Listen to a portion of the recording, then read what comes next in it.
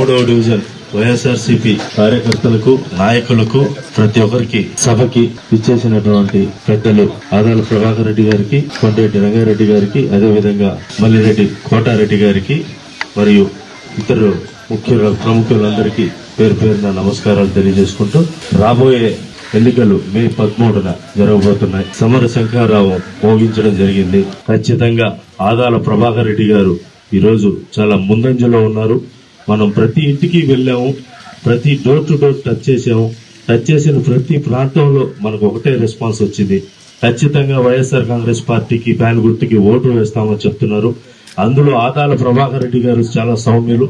అటువంటి వ్యక్తికి ఖచ్చితంగా అవకాశం కల్పిస్తామని అంటున్నారు.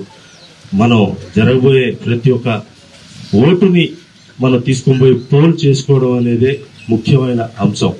అందుకని ఎక్కడ ఇన్ని రోజులు మనం అంతా కలిసికట్టుగా కష్టపడి పనిచేసాం.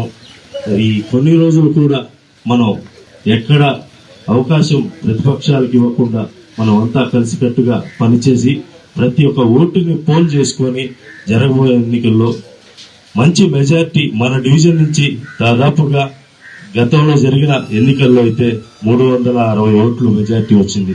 ఇప్పుడు ఆదాల ప్రభాకర్ రెడ్డి గారు కాబట్టి ఖచ్చితంగా అందరూ కష్టపడి పనిచేస్తే దాదాపుగా 800 నుంచి 1000 ఓట్ల మెజార్టీ మన డివిజన్ కి రావడం జరుగుతుంది.